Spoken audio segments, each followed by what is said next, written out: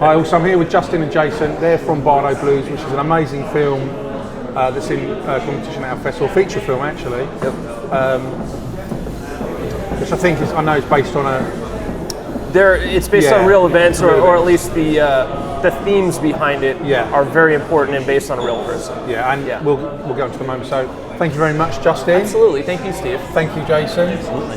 Now, if you could first of all tell us how you're connected to the film, what capacity you are on the crew. So, a cinematographer along with my brother, and I also sort of did some producing and was a co-director. Thank you, Justin and Jason. And I'm the editor. So you had the real job. Yeah, exactly. I put it together. Look, I cleaned up the mess. Imagine how much he did. Editing is the de facto hardest job in a film, maybe. Absolutely. I couldn't do what he does. I would fall to pieces on set. Well, the film looks wonderful, I have to say. Thank you. It's really He cut out all the bad bits. What camera did you use? We used two. It was a Red Epic Dragon and a Red Epic MX, two different sensors. So I was also the colorist, which meant that was a lot of fun trying to match everything with two different sets of lenses as well. Don't worry about the noise, by the way. That doesn't pick it up on these. Yeah, okay. So before we get on to the synopsis, normally the first question I ask, there's so many good cameras around, but Red seem to be the go-to cameras, but I know they're not cheap, are they? Not cheap. I mean, when you're at a certain tier, that's certainly one of the ones you would choose.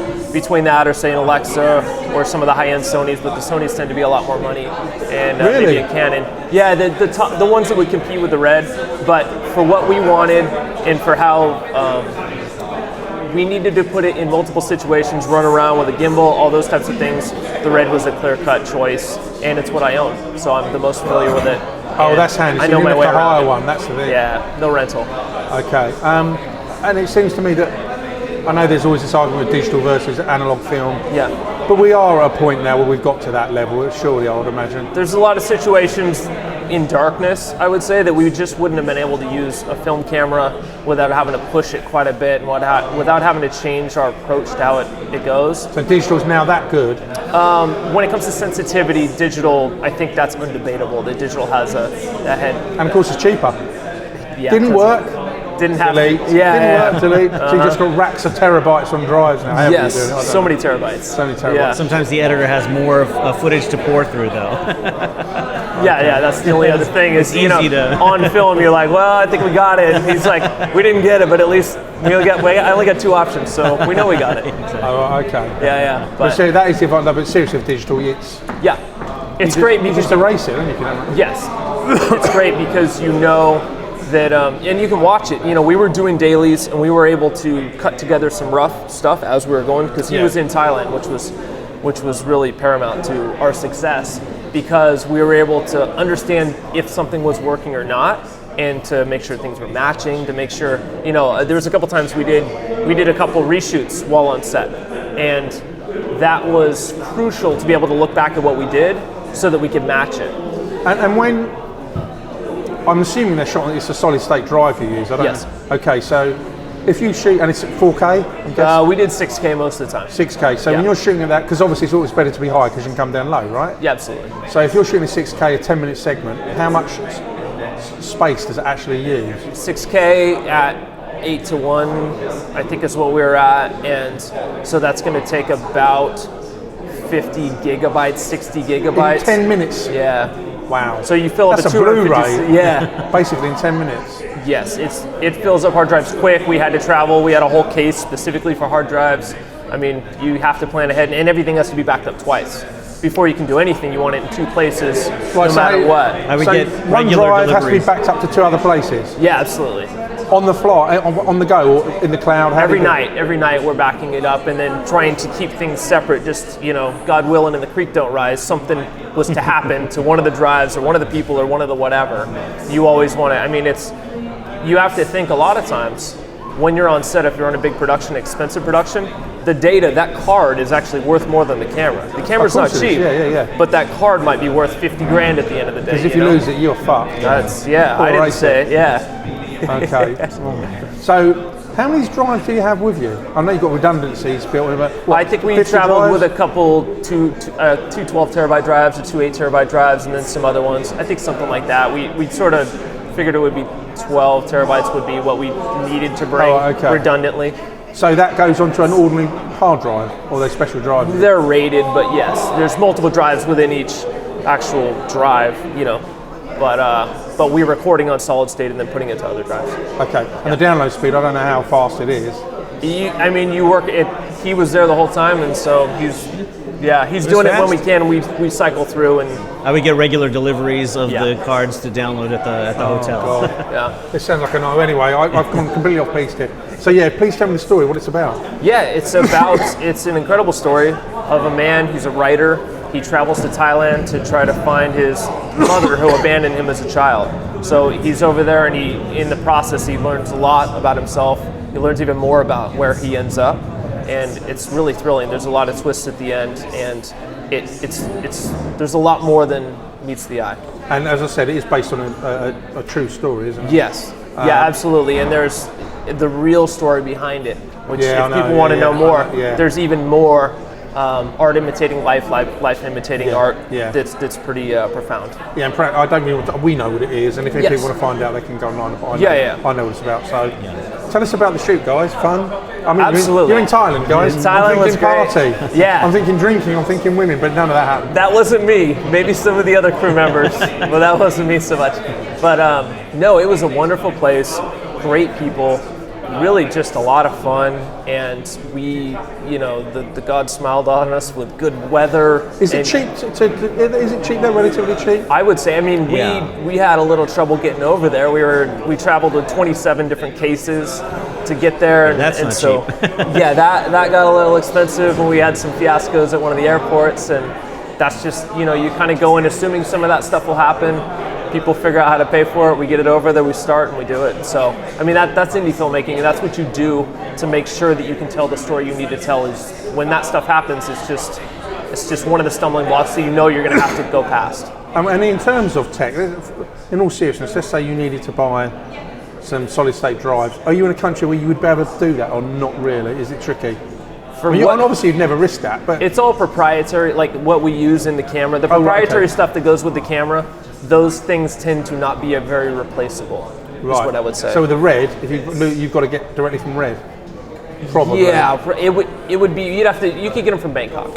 Right. Okay. Yeah, but Bangkok's a ways, and you'd have to get it all the way up to Shanghai, and it wouldn't be cheap. And with the budgets we're working under, take it with you. We want every dollar on the screen, and that's what we were fighting for. And so, I think we were able to get every dollar on the screen in a really memorable way, and we've got a lot of good compliments about how it looks and how it cuts and all that stuff. So, and this guy will yell at me if I give him ugly stuff to have to work with for 6 months. So we try to do our best. Oh, it's cool. And it was a real joy to cut that. It was the imagery was just so fun. It was these crazy candy colors that we got to play with. because it's the nature of the piece of the place you are, isn't it? Yeah. Yeah, and we leaned into that as much as possible. We made that part of the palette of what we were trying to accomplish, and sort of dealt with.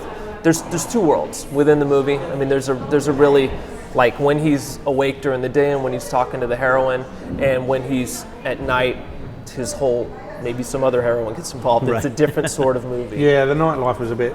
Yeah. You can see, there's demons there. Yeah, absolutely. And so with color and with tone and with our palette and with all those types of things, we wanted to lean into that and the contrast of how his two lives mesh.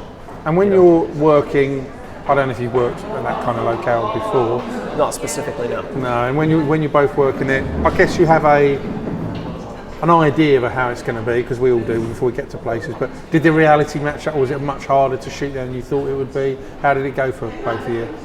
I wouldn't say that it was harder. I would say that it was a marathon, and that we definitely were just trying to grab everything we could because we knew we couldn't come back. It just wasn't going to happen. You had to get it. So we had to get it done. I got sick for a couple days. I think, that was tough. and I don't think it was food poisoning or anything like that. I think it was just exhaustion, to be honest. And I was out for a couple days, so my brother had to step in and be the cameraman, because I typically was we were both running cameras, but he had to take over for me. Oh, so you got that luckily there was available to do that. Yes, that's. And he got some great footage too. Because the trouble is, you lost the days. If it's only you're screwed, aren't you? Who knows what happens? No. Yeah, it would have been a colossal mess, but he was able to step in.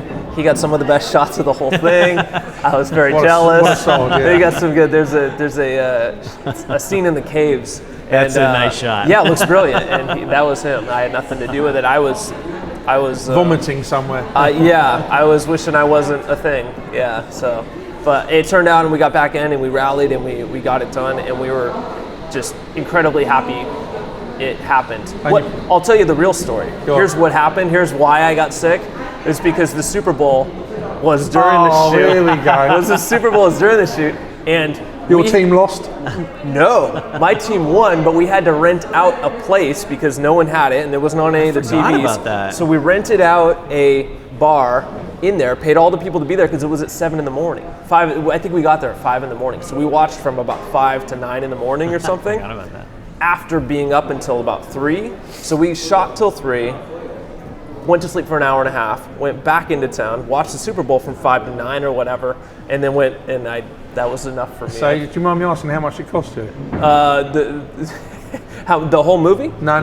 Yeah. To open this bar. Oh yeah, it was. It's all in bot, and I bet it was less. I bet it was $80 or something with all our food and drinks and stuff. It was pittance. Yeah. And the Broncos won, and I was super happy. I'm going off piece here. I've watched a couple of American film matches. How long does the match actually last when you take away all the ad breaks and everything else and all? Less than 2 hours. If you took everything, or 2 hours. If you took away everything else, it'd be around 2 hours probably. Right. Okay. Yeah. But then everything else is much. Everything else is 3 and a half. Yeah, and everything is endless. Yeah. Especially in the last 10 minutes can be 2 hours. Well, because it's stop. Yeah, that's part of the. A lot of time. Yeah, because it's like a game of chess. I've seen it. It's amazing to watch. Exactly. Yeah. Okay. Exactly. So overall, the experience of making this film, tough, worth it. Absolutely worth it. Absolutely a thing that's unforgettable, and we're thankful to Marcia for putting it together. Absolutely. I mean, and for getting us here to be able to talk about it and tell you the story. And she had a vision that we did our best to bring to life, and I was very thankful to be able to do that, and to be able to bring something that meant something extremely profound to her. Yeah. And to get the story out there for other people to understand. It's about mental health awareness. Yeah. It's about suicide awareness and the problems that we deal with that we often sort of push under the rug because maybe it's not part of our culture to be able to talk about them, or maybe it's just too difficult to really dwell on that stuff. We want to look at the bright side of life. Yeah. And this is Marsha Kington, of course, it is Marsha Kington, isn't it? Yes. Behind this film, and like I said, I know the whole situation. So. Yeah, and she was at Amsterdam. She was with you guys, yeah. But I just do want to say it is a brilliant film, and you can see your work on the screen from all of you. Thank you, including her. And I know she. And the acting's great. Stephen McClintock is great. Everything about it is brilliant. Yeah. It really pops off the screen. It looks amazing. Thank you. And it was definitely a joy to edit because it was so many. There's a lot of room for creative choices, and I'd like to think that we put a lot of took advantage of that. So there's no doubt. Any time something wasn't quite working, because we were trying to do something that was expansive, mind expansive, and felt more surreal.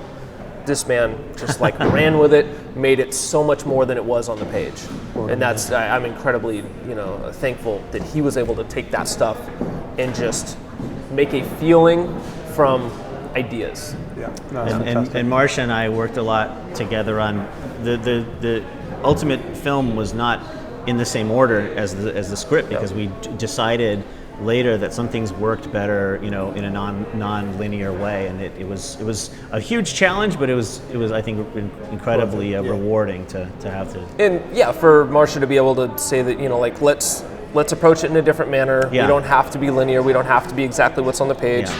We can make this work to make it the best movie it can be, and I think we finally got to that. No, it's and there's some dead ends when you do that sort of thing. When you watch it and you're like, okay, maybe let's change it, and then you're not sure. And sometimes you go back. Sometimes you push forward, and when you push forward, a lot of times you end up at the end like, I can't imagine it how it was supposed to be.